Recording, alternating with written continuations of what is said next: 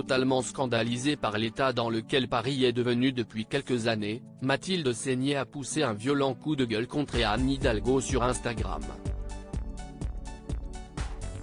Déjà détestée par bon nombre de Parisiens qui lui reprochent d'avoir fait grimper le taux de la taxe foncière de 13,5% à 20,5% en 2023, la maire de Paris a été violemment interpellée par la comédienne, choquée par la saleté de la capitale.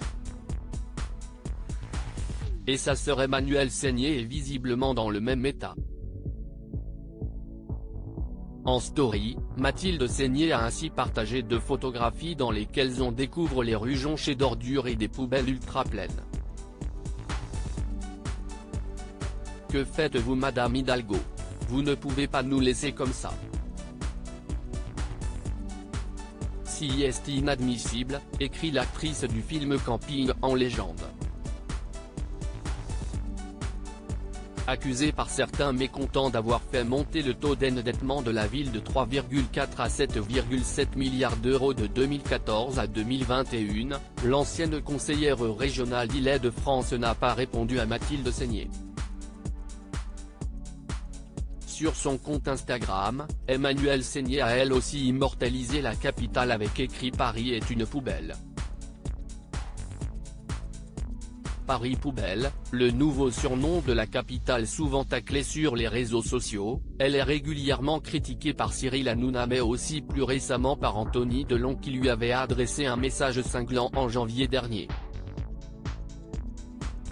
Opposée au maintien des trottinettes électriques disponibles en libre service dans la capitale, l'ancienne candidate aux élections présidentielles, qui avait obtenu 1,7% des voix lors du premier tour de l'élection présidentielle 2022, le score le plus bas de l'histoire du PS, avait reçu les foudres du comédien « Je suis personnellement pour le maintien des trottinettes à Paris. Si est bien pratique, de plus elles sont maintenant interdites aux mineurs. J'ai vu que la mairie de Paris avait lancé un ultimatum pour la gêne occasionnée. Nous Parisiens, on aurait le droit de faire de même pour la saleté, les travaux inachevés, les poubelles et le bordel que la mairie a mis dans cette ville.